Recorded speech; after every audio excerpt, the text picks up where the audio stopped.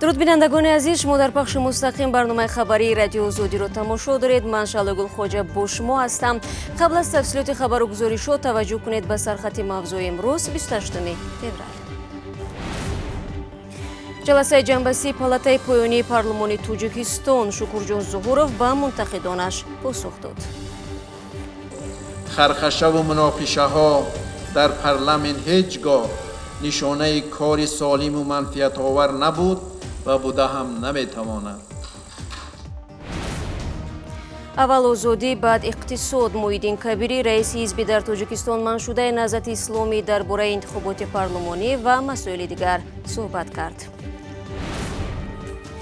ва марг дар боздоштгоҳ. Дар Нурсултон садҳо нафар дар маросими видо бо як фаъоли маданӣ иштирок карданд. рӯзи якшанбе дар Тоҷикистон интихоботи парлумонӣ баргузор мешавад. фардо дар кишвар рӯзи хомӯшӣ эълон шудааст, яъне то замони овоздиҳӣ ҳама гуна таблиғоти номзадҳо ва ҳизбҳои сиёсӣ манъ аст. расонаҳо низ барои нашри маводҳои таблиғотӣ ҳақ надоранд. имрӯз аксарияти ҳамкорони мо дар Тоҷикистон ки аккредитатсия доранд барои бостоб намудани ин маъракаи сиёсӣ аз комиссияи марказии интихобот ва райпурсӣ шаҳодатнома гирифтанд. ба ҳамин тартиб аз ҷумла Сарвинози Рӯҳулло ва Таҳмина Ҳакимова имкон ёфтанд ки бевосита аз дохили ҳавзаи интихоботӣ дар душанбе дар бораи охирин омодагиҳо гузориш таҳия кунанд.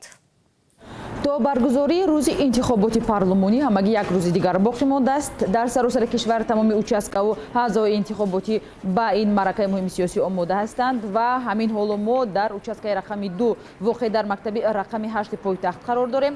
аз ҷумла дида мешавад ки ин участка ё ҳавзаҳои интихоботӣ 24 соат назорат мешаванд. ҳамчунин дар ин ҷо барои афроди имкониятҳояшон маҳдуд барои модару кӯдак ва ҳамчунин утоқҳои тиббӣ омода шудаанд. комиссиони марказии интихобот ва райпурсӣ гуфт райдиҳӣ барои интихоботи парлумонӣ дар ҳудуди 3500 қитъаи овоздиҳӣ дар саросари Тоҷикистон аз соати 6 субҳ то 20 шом ба вақти маҳаллӣ доир хоҳад шуд. ҳар шаҳрванде ки вориди қитъаи овоздиҳӣ мешавад бояд бо худ шиноснома ё ҳуҷҷати тасдиқкунандаи шахсиятро дошта бошад ва баъдан ба интихобкунандагон баргаи рай пешниҳод мешавад. бо мо мана тайёр кардагӣ, яъне ки мо 10 маъюб дорем участкаи худамон ба қутӣ ҳаст. худо хоҳад ҳамон рӯзи интихобот мо худомон ба хонаҳошон рафта хобанд, онҳо дар он ҷо овози худашонро медиҳанд. масъулини қитъаҳои райдиҳӣ мегӯянд аз дирӯз нозирони байнулмилалӣ аз ҳавзаву участкаҳо дидан карданд ва ҳамзамон назорат аз сӯи мақомоти интизомӣ дар ин маконҳо шабонарӯзӣ роҳандозӣ шудааст. дар интихоботи парлумонии 1 марти соли ҷорӣ барои 63 курсии парлумон бештар аз 200 номзад рақобат мекунанд. гузориши Сарвинози Рӯҳуллоро тамошо кардед. ҳарчанд ваколати вакилони феълӣ то интихоби вакилони нав идома мекунад, имрӯз ҷаласаи ниҳоии маҷлиси намояндагон баргузор шуд. дар иҷлосия бар замми он ки 6 созишнома ба тасвиб расид, Шукурҷон Зуҳуров раиси маҷлиси намояндагон кори 5-солаи парлумонро хулоса кард. барод Юсуфӣ бо ҷузъиёти бештар. созишнома якдилона дастгирӣ ёфт ва қабул шуд. маҷлиси намояндагон палатаи поёнии парлумони Тоҷикистон бо баргузории 129 ҷаласа ва тасвиби 828 санад аз ҷумла 497 қонун ба кори худ хотима дод. Шукурҷон Зуҳуров раиси маҷлиси намояндагон бо ситоиш аз фаъолияти даъвати панҷуми вакилони маҷлиси намояндагон гуфт ниҳоди зери раҳбарияш дар 5 соли фаъолият кори босамаре доштааст. ва ман фикр мекунам ки фаъолияти мо чӣ аз нигоҳи қонунгузорӣ, чӣ намояндагӣ ва чӣ муносибатҳои байни парламентӣ ба талаботи парламенти касбӣ комилан ҷавобгӯ буд. дар тӯли 5 соли фаъолият ба унвони вакилони маҷлиси намояндагон 3177 нома ва беш аз 19 000 муроҷиати шифоии сокинон ворид гаштааст ки ба қавли Шукурҷон Зуҳуров ҳамаи муроҷиатҳо мавриди баррасӣ қарор гирифтаанд. ҷаноби Зуҳуров инро далели афзоиши эътимоди мардум ба вакилони маҷлиси намояндагон номид. аммо коршиносон мегӯянд мушоҳидаҳо нишон медиҳанд ки вакилони даъвати панҷуми маҷлиси намояндагон бо райдиҳандагони худ чандон робита надоштаанд. дидору мулоқотҳое ки дар ноҳия ва шаҳру минтақаҳои мухталифи Тоҷикистон анҷом додем дар шаклҳои гуногун با انتخاب کنندگان از آن گواهی می‌دهد که در نتیجه بی‌فعالیتی هیئت وکیلان مجلس نمایندگان مجلس عالی که وکالتشان به انجام می‌رسد، شهروندان تاجیکستان خیلی نگرانند، زیرا که رابطه و معامله وکیلان بعد از انتخابات در این 5 سال و 10 سال اخیر با انتخاب کنندگان اصلا نبوده. مجلس نمایندگان تاجیکستان از 63 وکیل عبارت است. از 7 حزب در کشور ثبت نام شده، 6 تای آن در مجلس نمایندگان نماینده‌های خود را دارند. میان 63 وکیل 51 نفر آنها مربوط حزب حاکم خلقی دموکراتی تاجیکستان است. پس از امضای سازش صلح، این اولین انتخابات پارلمانی تاجیکستان که به حضور حزب نهضت اسلامی یکی از احزاب مخالف و ممنوع شده صورت میگیرد.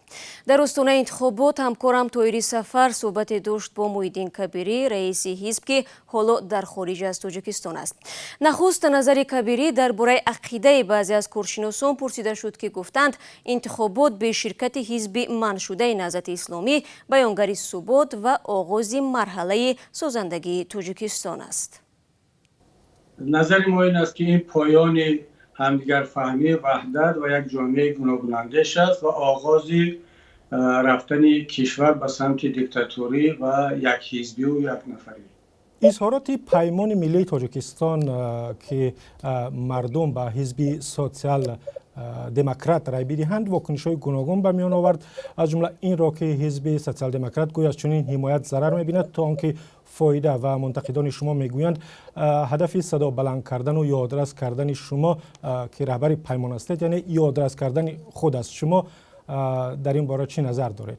پاسخ شما در چی هست؟ اگر هدف ما یادرس کردن از خود می بود، میتونستیم ما با بیانیه دیگر، یعنی با بیانیه تحریم این انتخابات از خود درک بدیم. اما وقتی که ما این موضوع رو در پیمان ملی تاجیکستان خیلی طولانی بحث و بررسی کردیم، همه پهلوها را دیدیم. از اون جمله این هم پیش بینی میشد که حکومت جمهوری تاجیکستان به خصوص بخش ایدئولوژی و تبلیغاتیش این را همچون یک مشروعیت بخشیدن به انتخابات خود میدونند و کم نبودند در داخل پیمان کسانی هم که مخالف چنین موقع‌گیری ما بودند. از آن جمله خود من هم در ابتدا برام بودم که ما به این انتخابات هیچ توجه نکنیم و چون انتخابات شفاف و دموکراتیک نیست.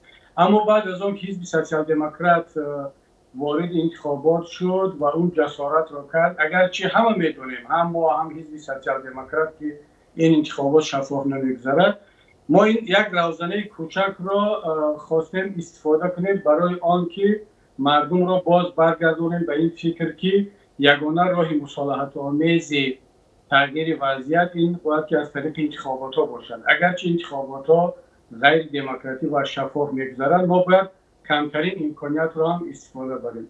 هدف دوم یا عامل دوم که ما چرا چنین تصمیم گرفتیم، این پشتیبانی از حزب سوسیال دموکرات است که در چنین شرایط دشوار جرأت کردند، از خود جسارت نشان دادند و من فکر می‌کنم حیف می‌بود که اپوزیسیون خارج از این جسارت و از این شجاعت حزب سوسیال دموکرات پشتیبانی نمی‌کرد. بنابراین این تصمیم ما تصمیم آگاهانه بود و ما انتظار این گونه قضاوت و بهاداری را از طرف رقیبان خود داشتیم.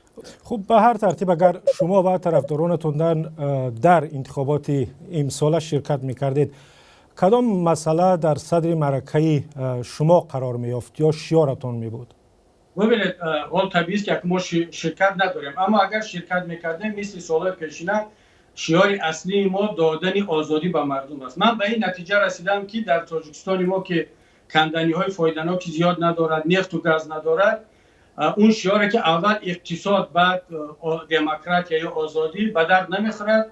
در تاجیکستان ما مثل گرجستان، مثل کشورهایی که نفت و گاز ندارند، اول آزادی، اول دموکراسی، بعد از آن بهبودی اقتصادی و اجتماعی هم خواهد اومد. یعنی شعار ما اولین اقدام این دادن آزادی به مردم است. شکل کاملی صحبت رو میتوانید در وبسایت رادیوی آزادی پیدا کنید. و بینندگان عزیز، بار دیگر دعوت میکنم که روزهای 1 و 2 مارت در ویژه برنامه‌های رادیو آزادی با ما بپیوندید. در این برنامه‌های خبری جریان برگزاری انتخابات پارلمانی در تاجیکستان پیگیری و تحلیل می شود. همچنین ما از شهرهای روسیه صحبت و گزارش‌ها خواهیم داشت. شما نیز میتوانید با فرستادن عکس و نوار از لحظه‌های انتخابات در طی این برنامه سهم خود را بگذارید.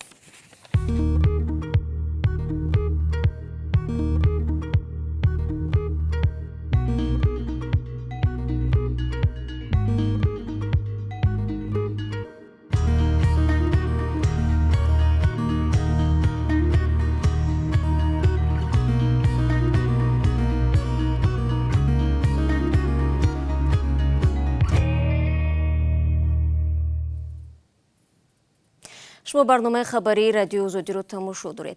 پلیس شهر نورسلطان به تفتیش مرگ دولت آقادیل، یک فعال مدنی قزاقستان، شروع کرده است. آقادیل 4 روز پیش بعد چند ساعتی دستگیر شدن در بازداشتگاه موقتی به هلاکت رسید.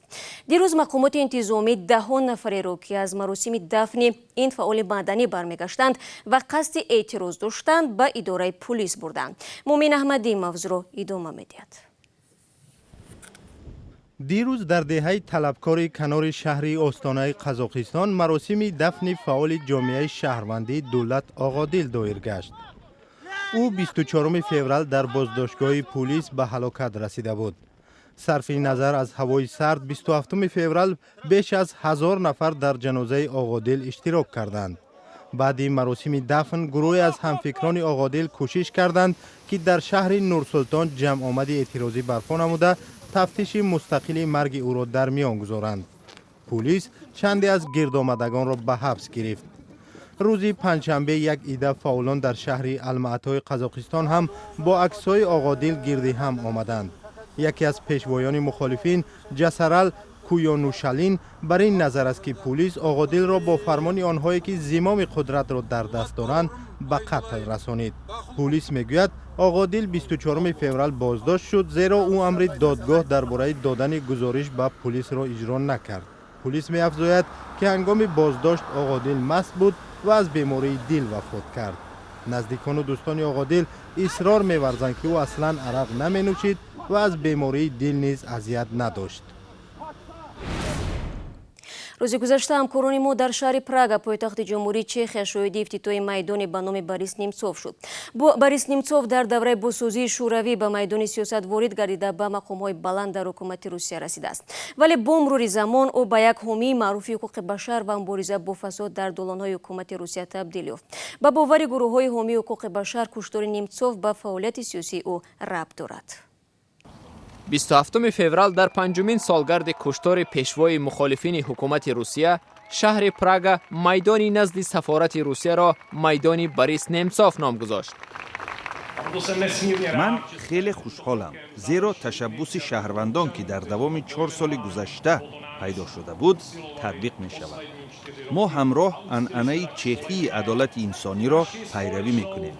قضیه بوریس نیمتسوف شهادت آن است که حقوق بشر همچون تحفه به دست نمی آید و برای رسیدن به آن باید تلاش کنیم. در دوره حکمرانی پرزیدنت بوریس یلتسین، بوریس نیمتسوف مدت معاون سروزیر این کشور بود. بعد او با مبارزه با فساد برخاسته به منقد اشدی حکومت روسیه و پرزیدنت ولادیمیر پوتین تبدیل یافت. نیمتسوف 27 فوریه سال 2015 اثنای سیروگشت در کنار کرملین به قتل رسید، ولی فرمایشگر کشتار او تا حال آشکار نشده است. سال 2018 شهرداری واشنگتن میدان کنار سفارت روسیه در پایتخت ایالات متحده آمریکا را میدان بوریس نیمتسوف نامیده بود. در پایتخت لیتوا شهر ویلنیوس هم میدان را به نام بوریس نیمتسوف یاد میکنند. گروه‌های حامی حقوق بشر از روسیه طلب دارند که فرمایشگر کشتار نیمتسوف را به جوابگری کشد. این مطلب آخر برنامه امروز بود. تا ملاقات بعدی در هفته نو بینندگان عزیز، شما میتوانید شبانه روزی خبرهای تازه را از وبسایت رادیو آزادی بخوانید و اگر خواستید گزارش‌های روز و جالب را تماشا کنید. پس چون همیشه به آزادی ویدیو کانال مخصوص ما در یوتیوب برید. ما همچنین در شبکه‌های اجتماعی صفحه‌های خود را داریم که از اونجا نیز میتوانید خبرها را پیدا کنید. برایتون در 2 روز آینده استراحت خوب می‌خواهیم تا برنامه نوبتی در هفته نو. خدا نگهدارتون باشد.